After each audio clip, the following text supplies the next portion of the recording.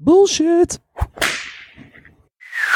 The No BS Marketing Show is brought to you by Larimer's men's and women's designer clothing. Free shipping, free returns. Shop men's and women's designer clothing, shoes, accessories, jewelry, and more online at larimers.com or in-store downtown Pittsburgh. It's the No BS Marketing Show. I'm your host, Dave Mastovich. Our guest today is Chris Brodman. But first, let's hit the bullseye. I stumbled across a post in Bloomberg Business Week about the man who invented wellness. And they said it was John Kellogg and a new book about him and his brother. We all know the Kellogg's more for their cereal successes. The company's brands include Fruit Loops, Apple Jacks, Corn Flakes, plus cereal bars, cookies, waffles, and a whole lot more. Well, these brothers were pretty intense, pretty successful, and pretty innovative. They were true no BS marketers. One brother, Will, worked with John at the first ever wellness center. It was called the SAN or SAN. It's S-A-N, so I'm a BSer because I don't know exactly how to pronounce it. I was reading the article. It wasn't an audio book or anything like that. It was an article. But this wellness center, Will worked there with his brother John, who was this wellness guru before the term was even out there. Will left to start the Kellogg Cornflake Company as a spinoff to the wellness business. Now think about that. They were already thinking in terms of John, the wellness guru, was saying you have to eat a hearty breakfast, and it should include this cereal called cornflakes. So Will gets the great idea and says we're going to have Kellogg Cornflake Company. Well, John Kellogg went on to push wellness until his death in 1943, and many of his philosophies are common today. Eat grains, nuts, fruits, vegetables, yogurt, and soy milk. Keep meat and sugar to a minimum. Now, he had some crazy stuff that if you read the book, he also was suggesting things that probably were just ignored even then and now were laughable. But he was a pioneer in some ways and probably ahead of his time. But he and his brother were definitely ahead of their time and pioneers as marketers way before the rest of the world. John pushed that wellness message, and they leveraged both horizontal and vertical integration with the emphasis on specific foods in the wellness diet and then producing those foods and selling those foods.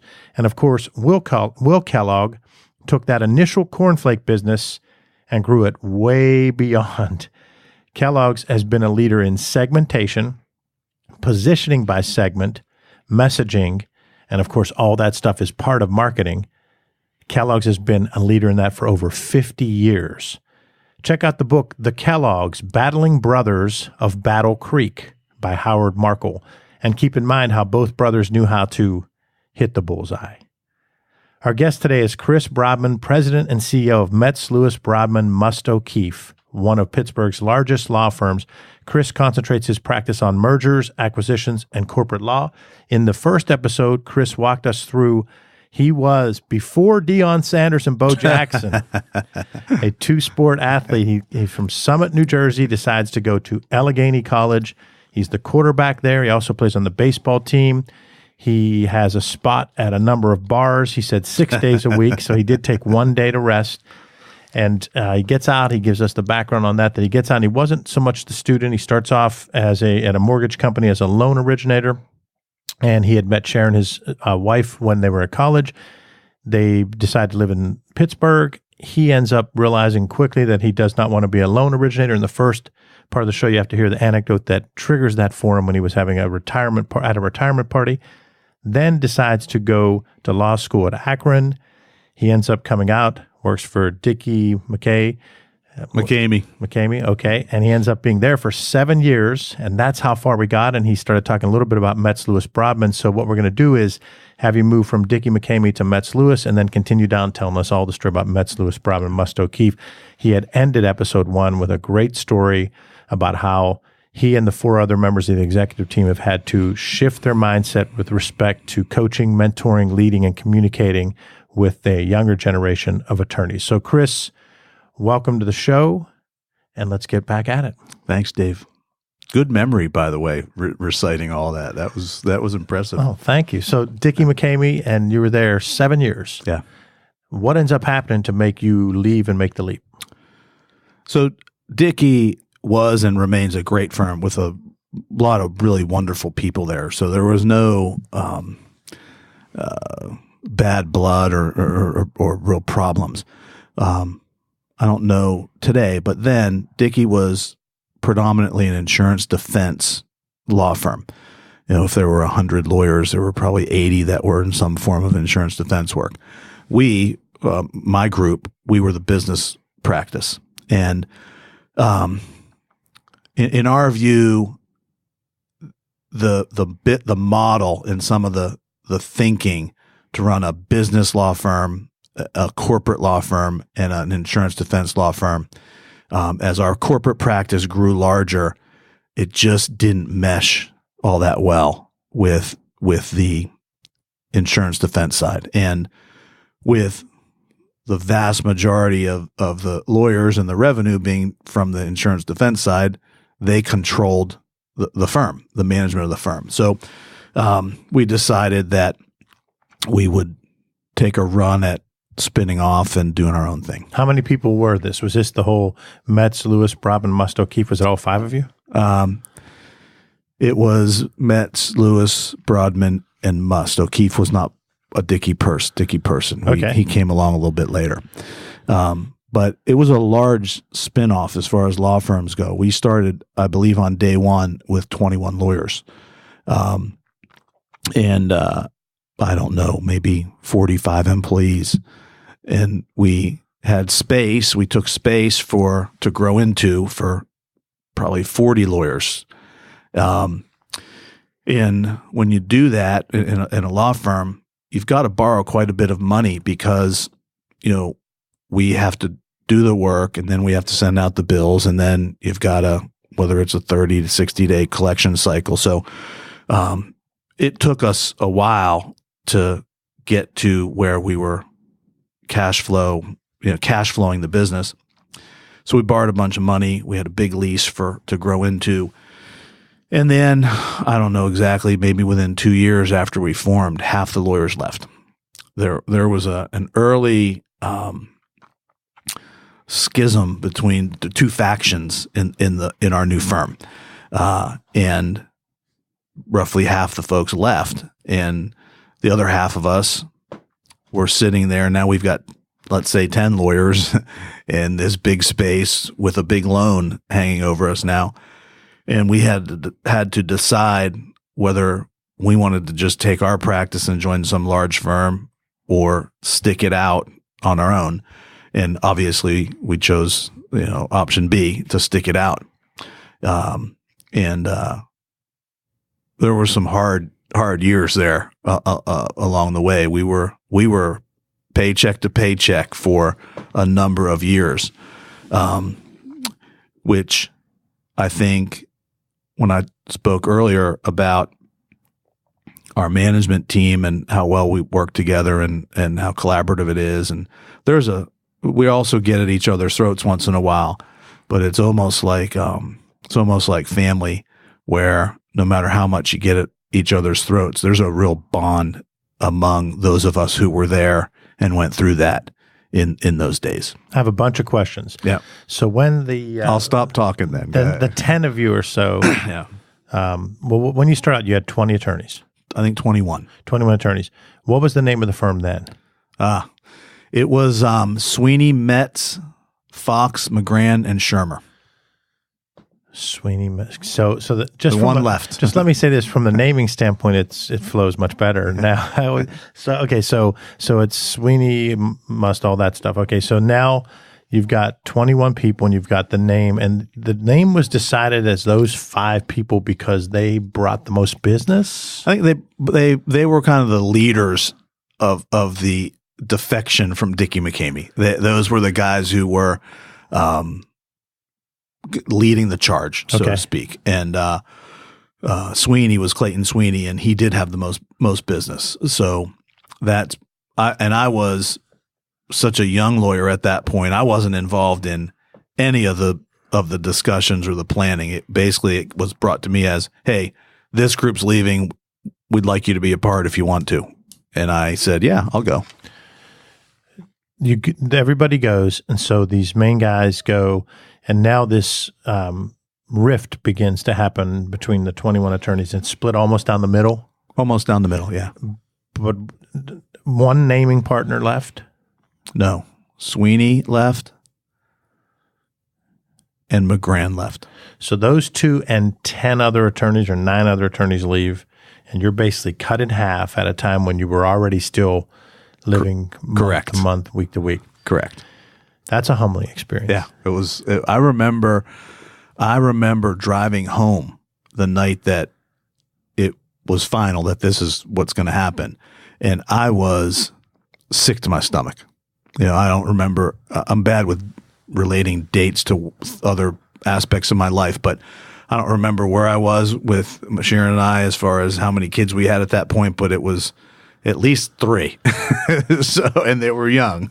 So, my heart was in my throat on the drive home that night. I remember that. How does this stuff happen? Like all I can say is I guess I remember the show LA Law. I guess maybe that's the only thing I can remember is, but how does this happen? Because it seems to happen, I don't want to say frequently, but it happens more than you, I don't see that happening as much with people in a MySpace. Yeah. So what ends up happening? These 10 attorneys, just 2 of them get jacked and they start talking and I don't mean, you don't have to talk about that specific instance. I'm just saying in general in the industry, what do you think happens? I think it's human nature. And I think you say, well, if it's human nature, why doesn't it happen in my business? I don't know how most marketing or PR advertising that in that area, how those firms are structured, organizationally. But I know in a lot of businesses, there's a clear leadership. There's a clear hierarchy, and not so much in law. There's a clear leadership, but you've got all the lawyers are highly compensated. They all are highly educated, and no egos either. And they all have big egos, and they may not put the same credence in, oh, you're the president, so I'm going to listen to you, as it would in a manufacturing company where you've got really more defined hierarchy. So, and a lot of those people, when you get those types of people all in one business, someone might be the president, but someone down the hall might think that they should be the president. And I think that a lot of it's a power struggle. A lot of times it's money. In our case, it wasn't so much money at that point, but it definitely was. We started this new thing, and pretty much right away, it was clear that there were some people that wanted to run the firm one way, and there were other people that wanted to run it another way. And that hierarchy wasn't there where where there was a respect level that, okay, I may want to run it this way, but here's management, so I've got to get on board with that. It wasn't that. The faction that left, is that firm still intact today, and what is it? Well, I'd rather not say the firm, but they didn't go start they went to a large firm, most of them. Okay. They joined a large national firm. Okay. So, the firm's still intact. Okay, so we're going to have our crack team go figure out who it is, and by the end of the show, we'll come back and throw it at – no, I'm kidding. So then, so now you guys have to really – it's insane now. You were already nervous about the debt that you'd incurred to get going, and now you got double the debt and double the space. Correct. What's the first move they make, say, in the first 6 months after that happens? Do you go and hire more attorneys immediately? We didn't have a first move. We had just definitely a let's pull together and buckle our chin straps mentality throughout the place. I don't recall having one plan to, make a big move. Which again is a great example. If that happens at when I was in healthcare, there's immediately you're coming back and say, this next 100 days we're doing these 6 things. So that's another interesting thing, that law firms are so coveted, and we need you. We need to pay. It's a very different purchase. People purchase the law stuff and don't blink. When they purchase marketing, well, why'd that cost? And I'm not claiming you don't have those same problems. I'm sure you do, but it is just a different thought process, because that kind of thing would lead to an immediate 100-day plan for almost any other business. No, we were pretty calm about it. And I mentioned in the last session how important Leroy Metz was, and that's this is the era that I was referring to, because Leroy was a much more established lawyer, he had much more established practice. He was just much more mature person at the phase of his life he was in then compared to the rest of us. And Leroy is a positive leader, so there wasn't much hand-wringing or worrying. It was, this is going to be fine. I've run the numbers. Here's what we're going to do. We're going to be fine. Let's just keep doing what we were doing anyway, which is servicing our clients and developing new business, and no problem. And the rest of us were dumb and naive enough to say to just jump in and say, okay, that's where we're going. What's the next name to get on the board now? So now what is it now? It's now Metz and a couple other names. When does, say, Lewis get on the board, and when does Brodman get on the board? So I don't even remember. But was it at the same time, or was it sequentially? No, I think was John first? John was first. But we had, in fact, we then had Fox left at some point and Shermer left at some point, and in that mix, the rest of us who are currently on the letterhead came in at different points there. Yeah. Okay. Wow, heck of a story. Yeah, we had quite a ride. Yeah. And now you've grown to where one of the larger firms in Pittsburgh, and having talked to you through Vistage and learning about you, you guys have what I see as a really good value proposition, because you're big enough and prestigious enough that most customers can live with that. There are some that need to say, I need the Jones Day, I need the big, right. But most customers can buy you, but yet you're small enough that some companies that are smaller can afford you. So you've kind of got a really nice little position in the marketplace, but you are one of the top firms size-wise and prestige-wise in Pittsburgh. Yeah. Size-wise, I think we're probably in the top 25 in Pittsburgh. We're not that large. We're not in the top 10. I think you're 19th. Is that right? Yeah, because I did some research before the show. So you're top 20. That sounds about right. But I still don't think of us as a large firm. We're in my view, on the lower end of midsize with roughly 40 lawyers, but give or take. A presence in the city. Oh yeah, which I think's big. Yeah. Prestige, I would let people like you and our clients and the business community decide whether we're prestigious or not. But we definitely, I think, have made inroads as far as some branding and growing relationships and those sorts of things. Well, being that it's the No BS Marketing Show, brought to you by Larimers and Larimers.com and the Pittsburgh location, I have to put you on the spot a little bit.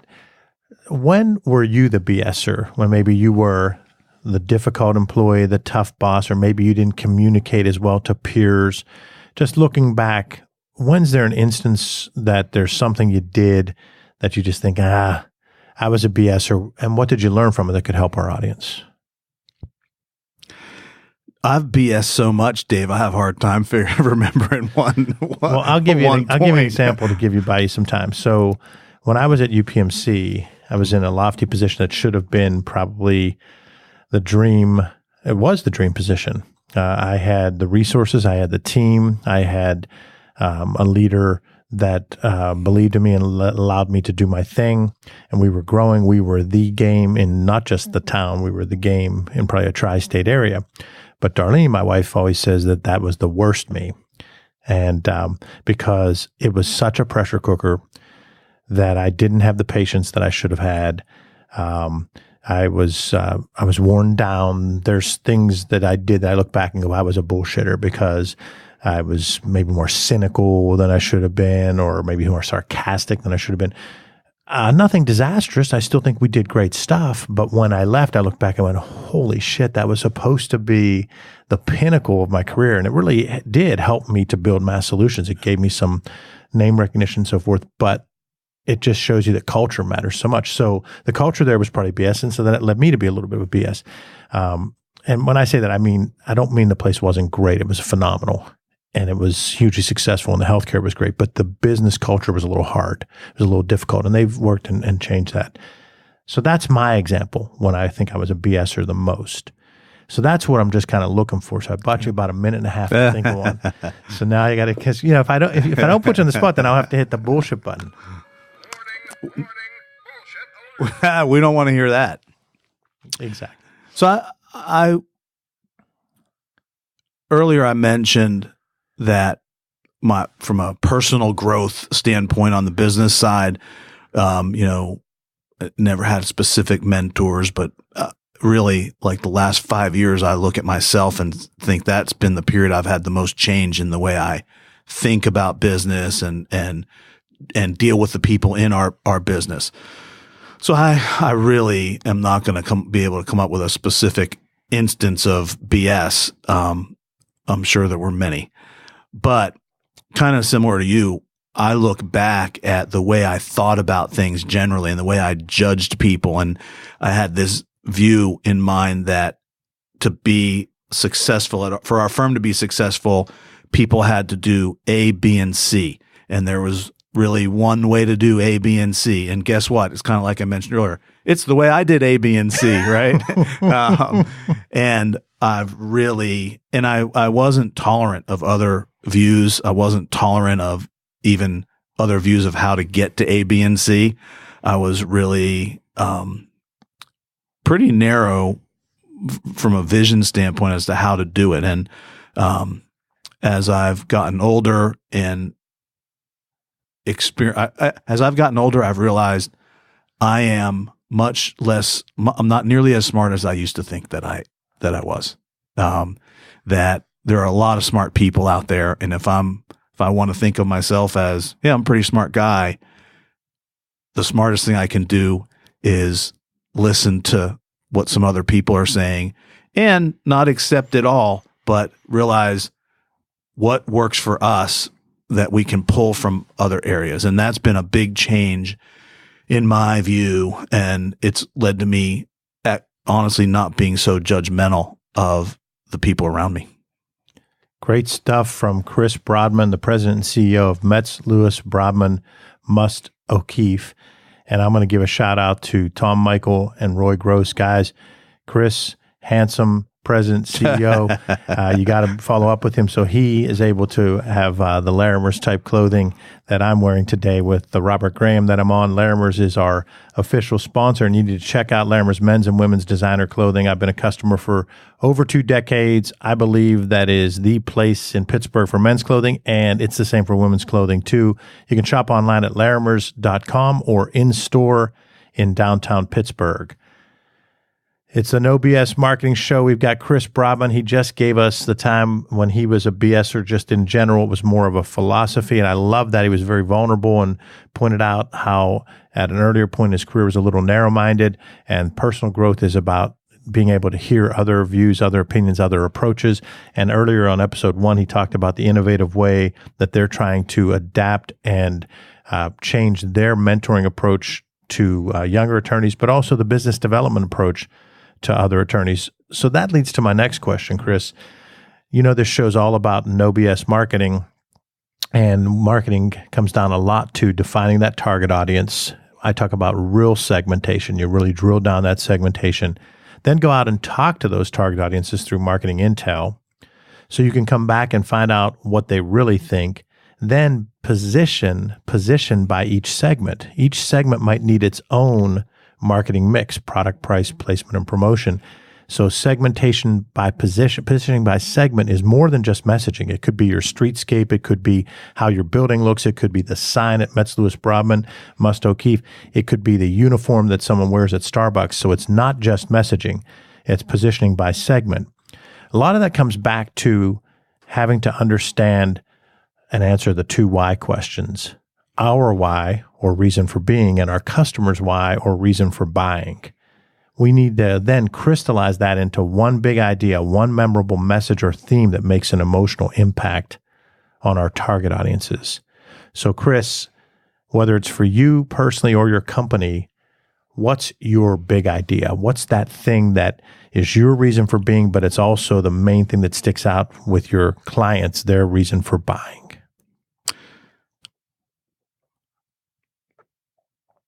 To be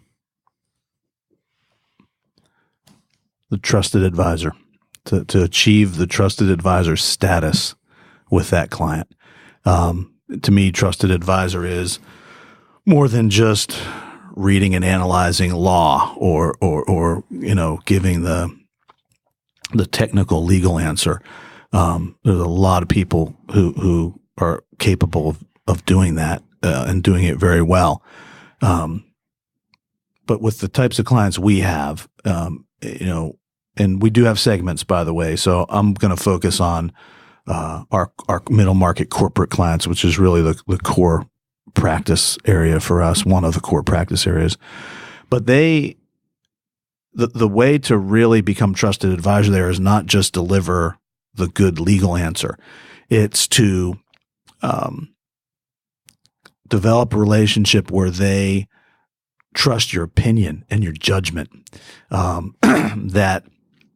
think the way you do that is by proving that you're practical in your approach, you're efficient in your approach, and that your approach isn't purely just looking at the legal aspect. It's also understanding how that's going to affect their business from a dollars and cents standpoint, from a cultural standpoint, from what their customers are going to think if they take a certain position. That's the type of value-added service that we try to bring. So the trusted advisor mindset, talk about how when you achieve that, what it means for both you and the client, because I'm relating to that because we have many clients that have fit that role, but then others that are just coming aboard. And there's still others that really just buy us because they see it as, hey, they do that, let's get it done, whatever. Still love them. We want to do a great job for them. But I agree with you, when you get to that certain trust level, it just changes the whole game. Talk about how it does that for your Metz, Lewis, Brodman, Must, O'Keefe. For me personally, how it changes the game for me is it's not as much work at that point. It's more, I don't want to say friendship, but it's more like we're on the same team trying to achieve the same goal. We're collaborating. It's a different level relationship. They're not so much worried about the bill. I'm not so much worried about the bill. They know, and I know, they're going to pay me what's fair and I'm going to adjust it. Or that's not really the issue. The issue is getting to the right place. And, it's fun to me. I've been doing this for a long time and kind of got to the point where a number of years ago where I decided I want it to be fun. So those clients where I don't have that relationship or a chance to develop that relationship, life's too short. I'd rather focus on the ones that I have that relationship with, or that I feel there's an opportunity to develop that relationship where you become part of each other's lives and there's a respect there. That's what changes for me. And it's like obscenity. I don't think there's any bright line test for identifying when you're there, but when you're there. Mm-hmm. It's almost like it has to be a cultural fit between you and the client. Yeah. Yeah. That's Chris Brodman, President and CEO of Metz, Lewis, Brodman, Must, O'Keefe. And, this has been the hardest announcing of the name for the 183 episodes. But, Chris, now you get to give us an example of something that can help our listeners. And it could be anything you do on a regular basis, because I often joke that we take for granted the things that we're really good at. And so we don't realize that those can help others. So pick a tool that'll help our audience. It's something that either helps you with productivity. It could be how you plan your day, week, month. It could be something software related. It could be something that helps you communicate to the different attorneys. It could be anything that you think. It could be your favorite book, blog, productivity resource, whatever you think might help our listeners. Sure. Be true to who you are in how you conduct your business. In other words, if you're a down home type person without a big vocabulary and and that's who you are, then don't go into that meeting expecting you're never going to get trusted advisor status if you're not yourself. So you have to find a way to get the work done to get the solutions, but be yourself in doing it. I think, you see people who you know these folks, you know what they are, you know who they are, you know what they're like.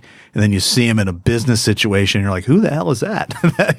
I never heard that person use words like that, or well, that person that you're communicating to, if you're not your true self, they sense that, they know it. And, for me personally, sincerity and authenticity has always been kind of the number one thing that I've relied on. That's great. Great stuff, Chris. So was there anything you thought I'd ask you that I haven't? No. I mean, I think you covered pretty much the areas that I thought we'd cover today. It wasn't bad, right? No, it was great. It was fun, actually. I always love spending time with you, Dave. Thank you. Thank you. And to our listeners, hey, if you like the No BS Marketing Show, post a review. Your positive reviews go a long way towards spreading the word about the show, and thanks in advance for taking the time to do those. Also, if you'd like to ask me a question or suggest a guest, and feel free to suggest guests. We've had some great ones, but some of the ones that have turned out awesome were people we didn't even know that someone emailed us about. So you can email me at dave@masssolutions.biz. Look forward to hearing from you. Chris, thanks for being on the show. Can I make a closing remark? Closing arguments. Closing arguments. I'm not that kind of lawyer. I haven't been in a courtroom in 25 years. But no, I just want to say thank you for having me. Thanks for supporting our business at Metz Lewis. And, on the mentor side, the people I take things from and that have had an impact on us, Mass Solutions is one of those. So, in both you and Vistage and the work that we've done together is part of, the whole thing we're doing with our young folks and business development. On the business development side to your business, the marketing aspect of it. When I said we used to look at each other and complain about no one doing things the way we did it was all just personal contacts, and we had a group of lawyers that were very good at turning those personal contacts into business. Lunches and golf games and, cocktail parties and just the old-fashioned type of way that the law business was generated. But we've really realized we need to have a team approach there. On top of that, we need to keep doing that, and the people who are good at that, that's how we got to the point we're at. And we can't stop doing that.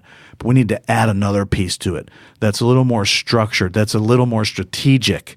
There's a plan to it, and it's let's take those folks who aren't good at the handshaking and the lunches and the cocktail parties.